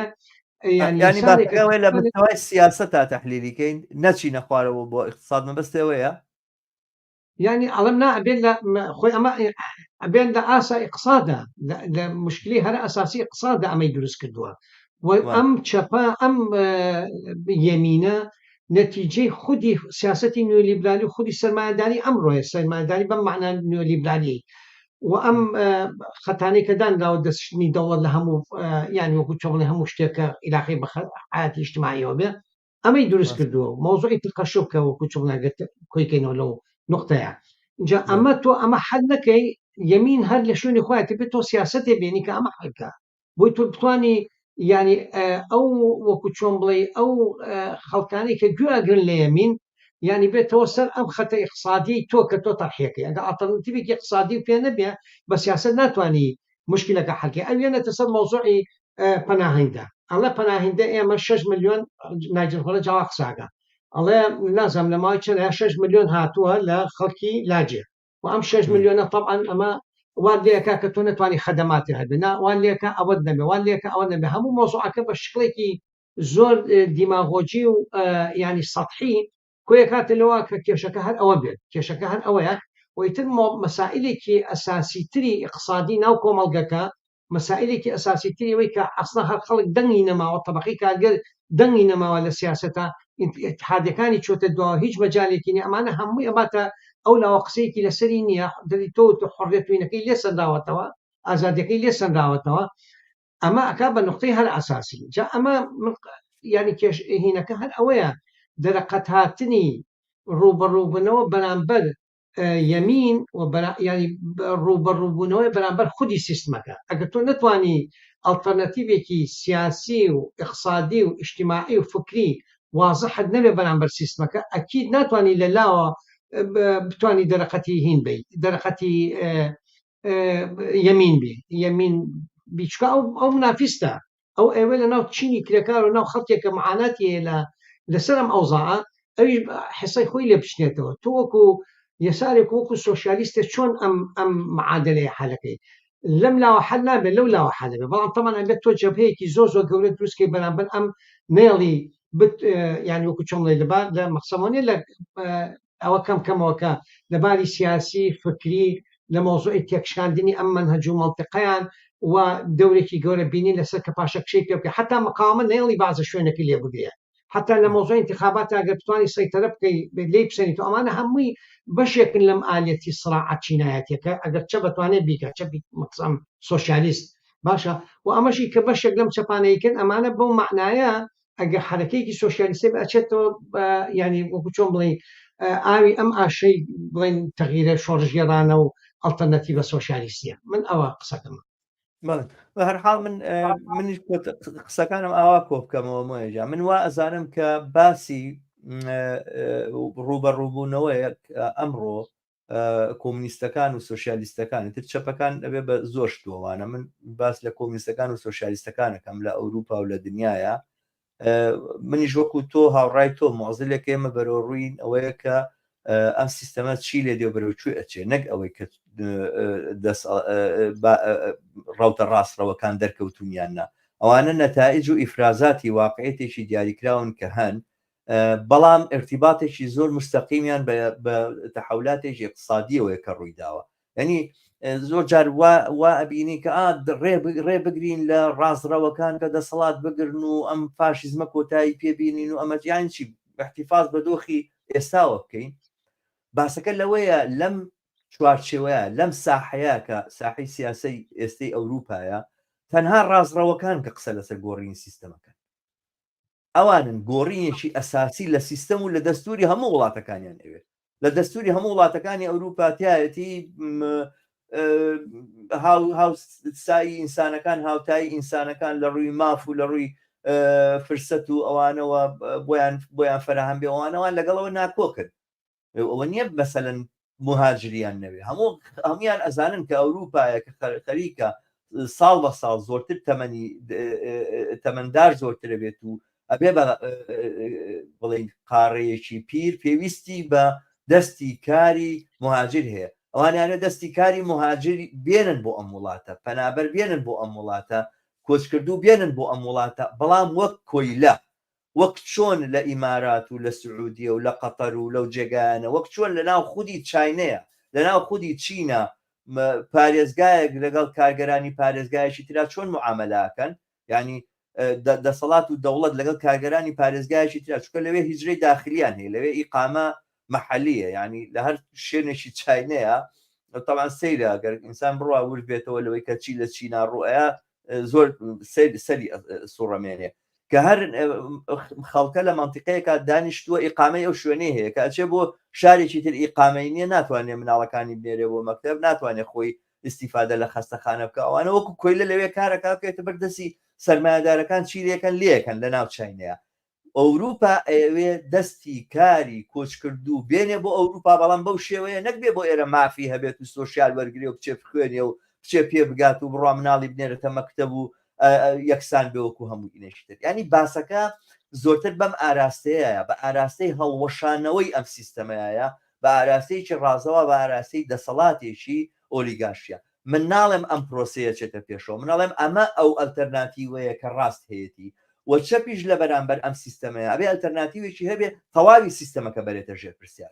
قسە دووبارە لەسەر سۆشیالیزمە لەسەر دەسەڵاتی خەڵکە بەسەر اقتصادە لەسەرەوە نییە بە وەزعی موجود بمێنێتەوە چەپ نابێ محافظەکار بێت بەشی زۆری ئەم چەپانێک ئێستا لە ئەوروپای بینن محافظەکارە ئەمە یەک دووەم شت ئەوەیە ئێمە لە دۆخێکژین من هەر یەکەمان لە ئێمە لە وڵاتێکی ئەوروپاژین وەگەر ئێستا بە دەوری خۆمانە بگەڕێن لەوانەیە سەدان کەس گوێی لەم باسانەی ئێمە و بەرنامانەی ئێمە بێ لە ئەمریکاوە تاکو و ئوسترالیا وەکو کەسانی مهاجر لەوێ ئەژین دەور و ڕۆڵیان لە ناو جوڵانەوەی کارگەری ئەم وڵاتانەیە چییە بەڕاستی لە شوێی ئەم جوڵانەوەی وەستاون ئەگەر کۆمونیستن چ جێگایشان گرتووە ڕۆژگاری ئەوەیە کە ئێمە بەرەو هەڕەشەیەکی گەورە ئەچین بۆ سەر ژیانی خۆمان ئەگەر تا دوێنێ وەکو چەپ و وەکو کۆمونیستوانە ئینتیمایەکی فکری و ئایدۆلۆژیمان هەموو ڕۆ باسەکە باسی ژیانە و ئەمڕۆ دەرچوون لەو قاوغە ناسیۆنالیستیە کە بە بڕای من ناسیۆنالیستانەیە تۆ چند ساڵ لە وڵاتێکی ئەوروپیا بژیت و بەڵام لە هزار خەو و خەیاڵ و هەموو شتێکت لە کوردستان و لە عێراق بێتوەمانە ئێمە ڕۆڵەی ئەم وڵاتانەی نەبێت لە وڵاتانەیە کار و خەبات بکەین لێرە چی ئەکەین و چه هەڵسو کەوتێکەکەین لە بەرامبەر ئەم ڕوبە ڕووبوونەوانی کە هەیە و بەڕاستی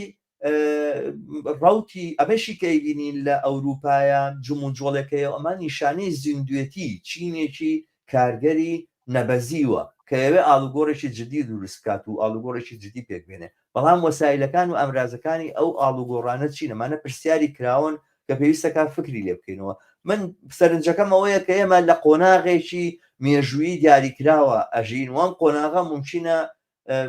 من بڕوان بە حتمێتی سەرکەوتنی سۆشیالیزم نییە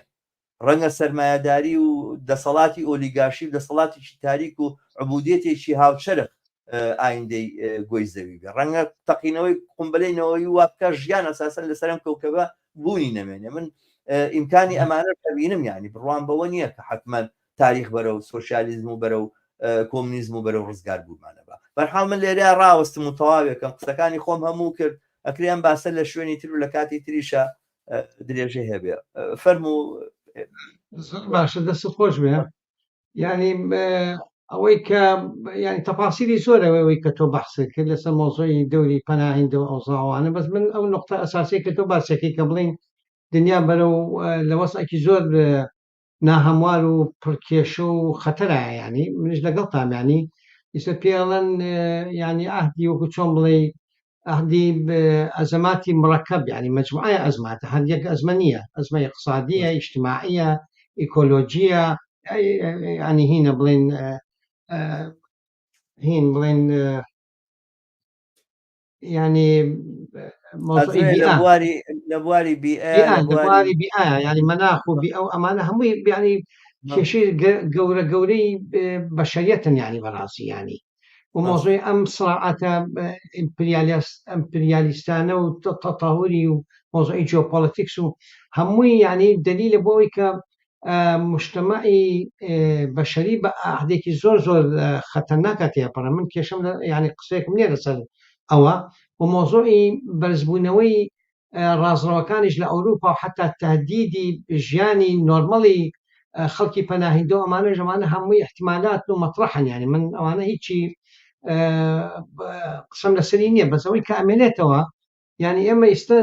باسی استراتیجەتی چەپەکەین ینی نوعی بە شێوەیە ینی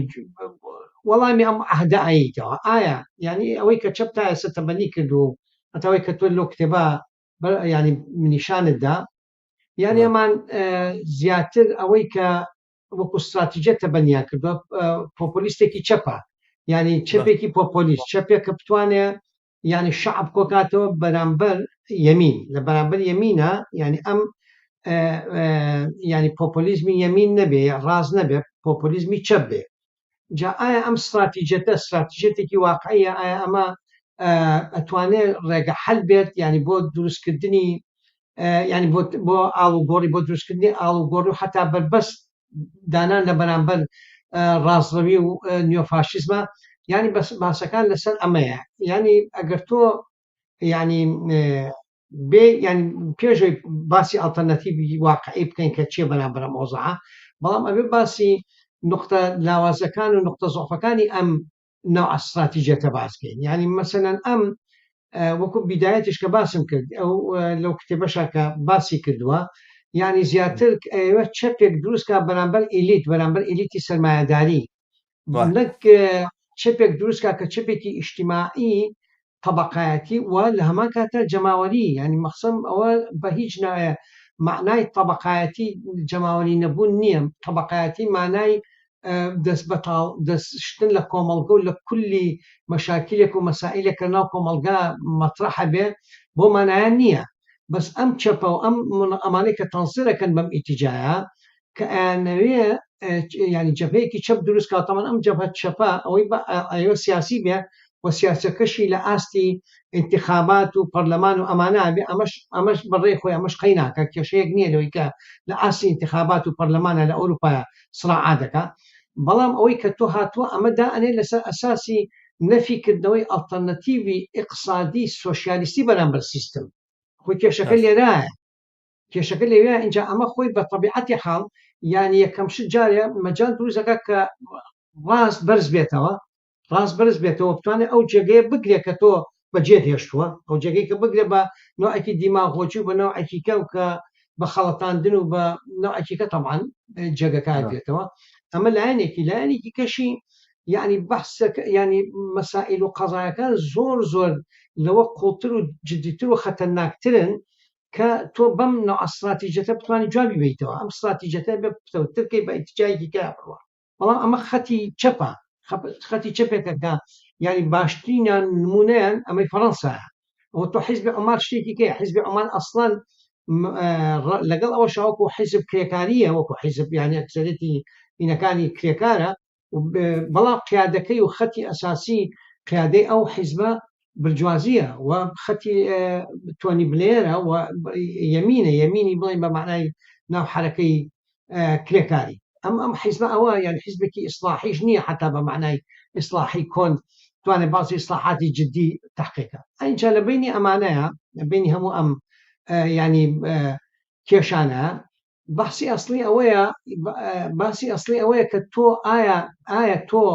ینی ئەتوانرێت ئەڵتەرنەتیڤێکی کە تەڕحکرێ بۆ ئەم وەزعە ئەڵتەرنەتیڤێک کە تەڕحکرێ بۆ ئەم مۆزوعە یعنی من قسەکەم ئەوەیە یعنی بێ ڕۆشن بێت ئەبێ وازح بێ ئەبێ ئەڵتەرنەتیڤێ بەرامبەر سیستم لە ضمنی جوابی ئەساسی بە مەسلەی سیستم و بە مەسلەی سەرمایەداری بوو مەسلەی خودی ئەم نیۆلیبرالیزمەکە 40 ساڵە بەشەریەتی هێناوەتە ئەم ینی نایامەتی و ینی ئەزمەی ژیانە و ئەم ئەزمەی اجتماعی کە دروستی کردووە ئەمە تۆ جواب بەرامبەر ئەم پێ بێت جوابت بەرامبەر ئەم پێ بێ ئەتوانی جوابی بەرامبەر جوابێکی سەوری و جدیشی بەرامبەر یەمین هەبێت و طبعا هەرواش بووە تۆ ئەگەر سەیری تاریخی سراعات کەی هاوڕێشە ماڵ تۆ ینی تاریخی فاشیزم لە ئەوروپایە وسراعاتی کۆمەنیستەکان بەرامبەر سعودی بەرامبەر بەرزبوونەوەی فاشیزم ینی هەر ئەوە بووە کە ینی لە دواشیکردنەوە خەتی سۆشیالیستی و خەتی سەوری کرێکانی نەیتوانیەوە بەرامبەر ینی ئەو خەتە دیماغۆجیە ینی فاشیستیە یەمینیە هین بکە بتوانێت سیاست و استراتیجەت و حتا تاکتیکی جددی و تەکتیکی واقعی بەکاربێنێ بۆی ینی ڕێگەی پێ بگرێ مەسەڵ تاریخی ئیتالیا تاریخی ئەڵمانیامانە هەمووی نیشان دەری ئەو شتانن و من نامێ ئەوانە زۆر تکراتەوە بەڵام بەهەرحاڵ ئەم عادەش هەر وەهایە ینی تۆ ناکرێ بڵێ من ئەمەوێ بگرم بە ئەزمەیەکی گەورەی خەتەرناکی سیاسی کە لەم وڵاتانەی غەرب و لە عالەمایانی بەعام مەوجودەوە لەسەر مۆزوعی ئەم سراعات جیۆپۆلیتیکسانەی کە هەیە بەڵام نا قەت باسی شراکت مەکە باسی طبقەی کارگەر مەکە باسی ئەڵتەرناتیڤی اقتصادی نەکە بەرامبەر سەرمایەداری و ئەمە واقعەکە هەروایە یعنی تۆ نادەوێت بگۆڕێ نادەوێت بە هیچ نوع ئەم سیستمە بگۆڕێ ئەم خەتەرانەش ئەسڵەن وەلانەی لە بەردەم بەشەریەتە مشکلەکە ئەمە اینجا ئەمە جەدەلێکی زۆر جددیە قەی ناکەم من توی لەسەر ئەم بەرنامەیە قسەیەکەین بەس جەدەلێکی سیاسی طبقاتی زۆر گرنگە حتا لە عێراق و لە کوردستانە بۆ پڕی قودرەتەوە خۆی عکسەکاتەوە من قەناعەتێکی کولیم هەیە لە عێراقیش و لە کوردستانیش و لە ئێرانیش و لە هەموو ئەم شوێنانەیە ئەگەر ئەم خەتە سۆشیالیستە ئەڵتەرنەتیڤە بەرامبەر سیستم کە ئەمە ئەڵێن ینی تۆ عکس نەکەیتەوە نەیکی بە سیاسەتی مەلموس لە بەرامبەر ئەزمەی ئەم وڵاتانەشان ناتوان یەک هەنگاو بنین بۆ پێشەوە ینی بە دوای ئەجواکانە بە دوای وەزعەکانە ئاڕۆی بە دوای تاالبانی و بەرزانی و ینی ئەمەی کە سیستمەکەیان بەدەسەوەیە بە دوای ئەماناڕێت و ناتوانانی تەغییرێکی جددی ئیجادکەیت و هەر هینێکیش بەڕای من هەر یانی وەکو چۆن لە خۆش باوەڕیەک هەچ وەهمێکی ئەم پۆپۆلیزمە چەپەکە لە ئەوروپا هەیەوە تەمان لە کوردستانی عێراقیش هەیە و لە عێراقیش هەیە و لە ناو قسمێک لە ناو چەپەکانیش هەیە ینی ئەسڵەن کە تۆ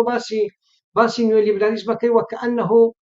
هینێکە کردووە وەکو تۆ خەتیئەیەکە کردووە نا ینی مەجموعەی دست و جەردە لەسەر حکومن یانی تۆ باسی سەرمایەداری بووەکەی سەرمایەداری چی و ئەمەی چی و ئەوەی چی ینی ئەمە خۆی یەکێکە لەو مشکلانێکە بێ ئەسڵ نەمێنێ لە ناو حرەکەی کۆمۆنیستیە ینی وەکو فکر و مەنهەج بچیتە سەرەوەی کە جواب پێ بەرامبەر سیستم ئەمە ستراکچەرە کولی ئەمە ئەساتانەی کە دروست هەبێ ستراکچەرە وەکو چۆنوتی شتێکی عادەی ئینتاجەکاتەوە تۆ نەچی دەسەر ئەم ئەسڵە و جوابی سیاسی و فکری و پراتیکیت پێ نەبێت ینی ناتوانانی کاریگەری دەبێت من طبعا قسەکان زۆرن حەز ناکەم لەوە زیاتر دەستە خۆش بێت زۆر سپامەیەت بووی بە ساعات و نیەک بەڕاستی وەک وتت ئێمە لەواتشی هەر تەنها مقدیمەکەمان باس کرد بێ لەم بابەتە زۆر مەسائل هەیە تەنها پرسیارمان وروژانوە جوابان نەداوەتەوە بەڵام بەداخەوە لەوە زیاتر ناکرێت بەرنامەکە درێژ ببێتەوە بینەران و ڕزەبن و ڕەنگە ژمارەیەوانەی کەیبینن زۆر کەم ببێتەوە بەرحەڵەت دەستت خۆش بێ زۆر سوپاس دەکەم دووبارە کە بەشدار بووی بۆ ئەم بەرنامەیە پێکەوە پێشکەشیکەین ئومێدەوارم ڕازی بووبی لە کاتەکە و ئەو کاتێک کە بیستوتە پێت دراوێ جاری وایە زۆر گلەی لە منەکەن زۆر لە بەشدارەکەی تر زۆرتر قساکەی ئەوەندان جارەوان نەکەم ئومێدەوارم سەرکەوتوو زۆر باشە دەسەکان و خۆش بێ و زۆر سپاس ینی بەڕاستی زۆر دەستخۆشانە لێکم بۆ ڕخساندنی ئەو فرسەتە و هیوادارم بینەران و بیسەرانیش بەدڵیان بوو زۆر باشە وێدەوارم لە پرۆژەکانی داهاتوشمانە دەستوبەر بکەین و لە کاتێکی نزیکا دەستیان پێ بکەین زۆر باش من ئامادەم زۆر باشە سەرکەوتوو بیمە زۆر سپاس دەکەم دووبارە دەست خۆش سپاس بەڵێ عزیزان و خۆشەویستان بەم جۆرهاتینە کۆتایی بەرنامەی ئەم شەویشمان تا دیدارێکی تر و بەرنمەیەکی تر بەوەی عزیزەگەمەوە بە شادی و کامەرانی تەنسپیر هەر بژین